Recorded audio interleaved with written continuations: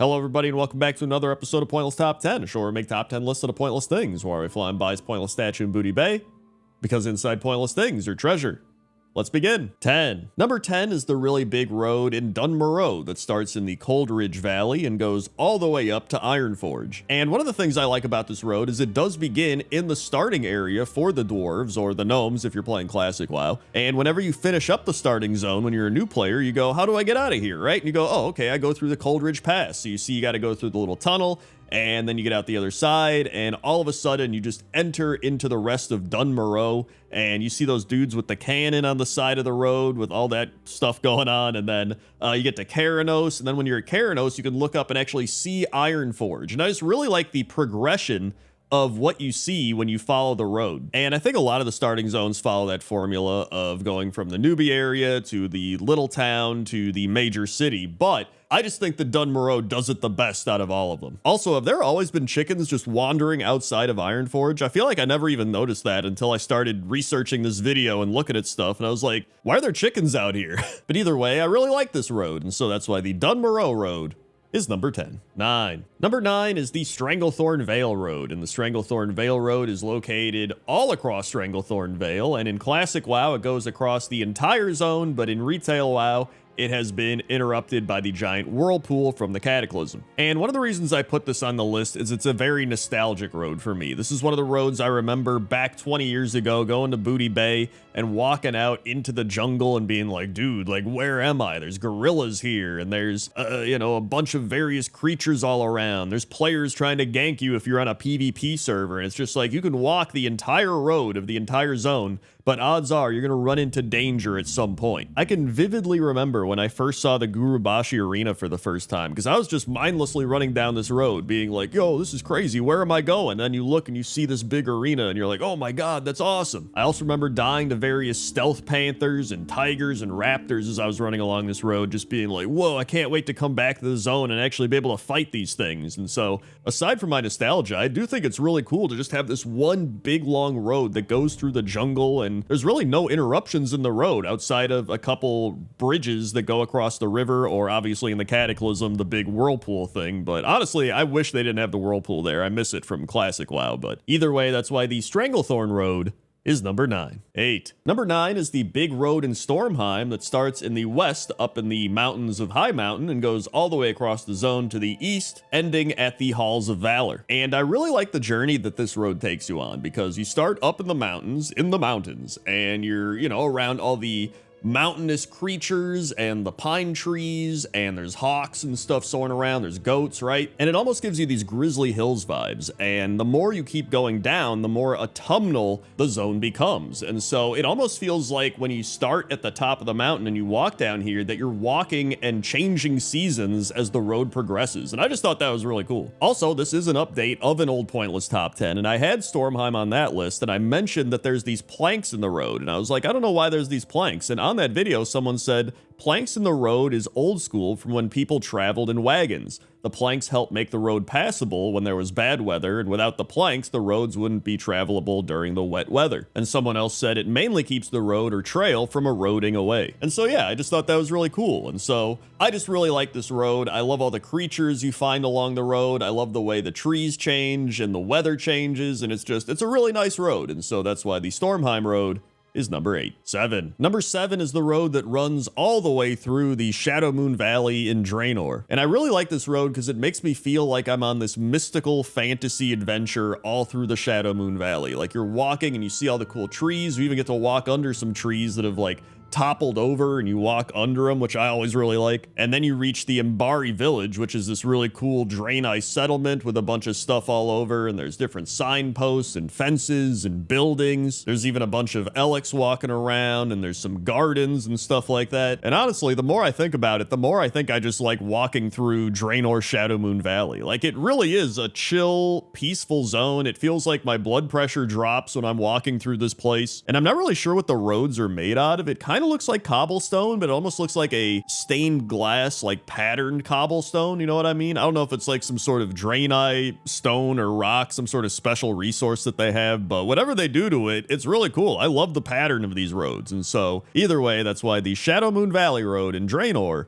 is number 7. 6. Number 6 is the road that runs all the way through Feralas, and I always loved this road, whether it was classic WoW or retail WoW, mainly because I really like Feralas, which some of these boil down to like, I really enjoy being in the zone. I always love that kind of jungle forest vibe that Feralas has, and I remember in my old Pointless Top 10 roads, I just talked about how peaceful this road was. There's like these stone bridges and waterfalls and everything like that, and then people were like, he says it's peaceful, but then shows these horrified statues with glowing eyes and cursed animals and stuff like that, and I'm like, well, you know, if you ignore those things, it's really peaceful. But I also think I just like how much nature impacts this road. Like a lot of the times you're walking under these big trees and there's roots sticking out and the waterfalls are there, and you're walking on top of these big mountainous hills and going over these bridges. It's a road that's very much impacted by and merged a lot with nature, and I just like that a lot. So that's why the Feralas road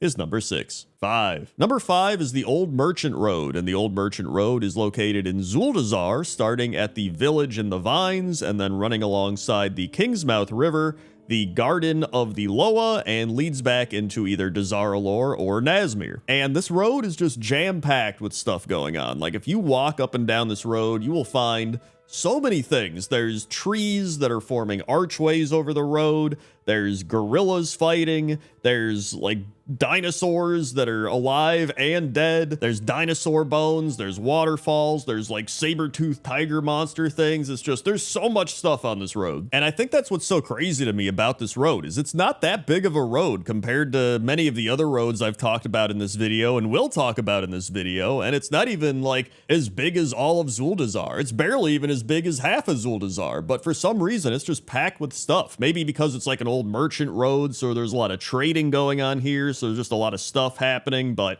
I just think it's really interesting for a wide variety of reasons. So I had to put it on the list. So that's why the Old Merchant Road in Zuldazar is number 5. 4. Number 4 is the Gold Road in the Barrens, and the Gold Road runs from the top of the Barrens all the way to the bottom of the Barrens. Although in the Cataclysm, the Gold Road got separated by the giant lava-filled chasm thing that was caused by Deathwing. And now that I think about it, I realize we had 2 major zones get separated in the Cataclysm. We had Stranglethorn become North and South Stranglethorn, and we had the Barrens become North and South Barrens. And I wonder if Blizzard was like, these zones are too big, we gotta like cut them in half or something like that. And that was their solution to it. And honestly, I miss the classic versions because to me, having these really long roads and these really big zones kind of made them feel so much bigger than they actually were. Well, I guess they actually were pretty big, but it gave you that sense of like, man, I could just be on this road forever, you know what I mean? Like if you started at the top of the Gold Road near the Morshan Ramparts in Ashenvale, you would just go down past the Sludge Fen and then past the Forgotten Pools into the Crossroads, and you got the Wailing Caverns. You have that little raptor area and Mancrick's Wife, and then you get down to Camp Tarajo, and then there's all those bugs, and then you get down near the Razorfen Crawl and the downs near the Quillbore and the Great Lift. It's just like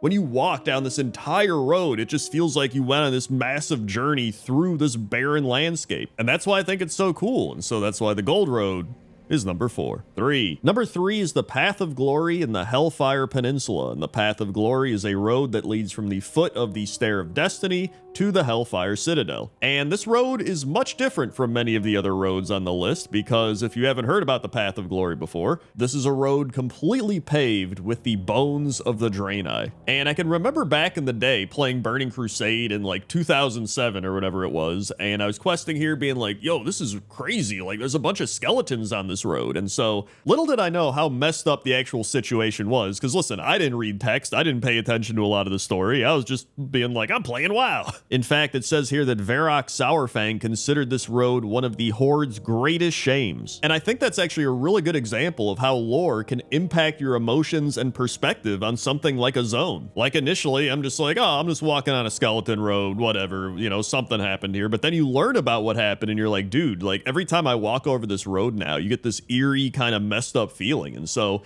I just think that's really interesting and really powerful storytelling. And so that's why I put the Path of Glory at number 3. 2. Number 2 is the Path of the Titans, and the Path of the Titans is a massive, ancient, now destroyed road that runs from the bottom of Dragonblight all the way up through Crystal Song Forest, Storm Peaks, and then ends at Ulduar. And honestly, one of my favorite parts about this road is trying to kind of piece it all together. Like, it almost feels like you're solving a mystery or something when you just follow this road, because there's a lot of broken parts of it in Dragonblight, but the further out you get into places like Crystal Song or Storm Peaks, you just see all these little shattered pieces of road. There'll be like a pillar, or maybe one part that's like toppled over and stuff like that. And it's interesting just following it, being like, oh, what could have happened here, right? And it's one of my favorite things in World of Warcraft is the amount of visual storytelling that they do without even really talking about stuff, right? Like, if you just go around and look for these things, you can kind of piece together what happened in your head. It reminds me of in Tanaris, where there's that little path where it looks like they were traveling in a wagon and it kind of broke down, and, you know, that was it, right? And you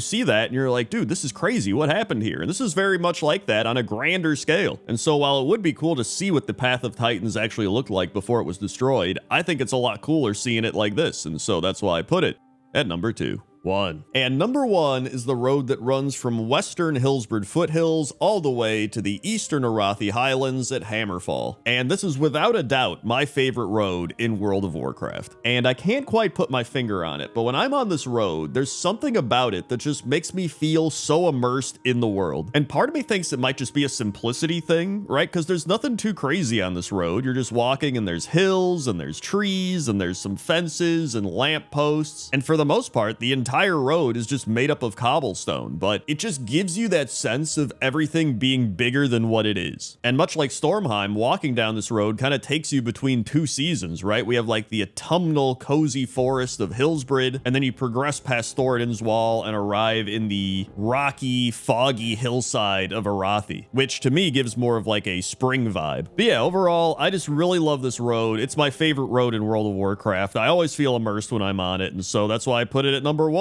So that's why the Hillsbrad Arathi road is number 1. Hey everybody, thanks for watching this episode of Pointless Top 10. If you want more Top 10s, you go check out the coolest arenas, because that ties into the Gurubashi arena. I mentioned Stranglethorn and stuff. Or you go check out my 4+ hour compilation of WoW geography and architecture Top 10s. But that's if you really want to waste your time and got nothing to do. Okay? Okay. See ya.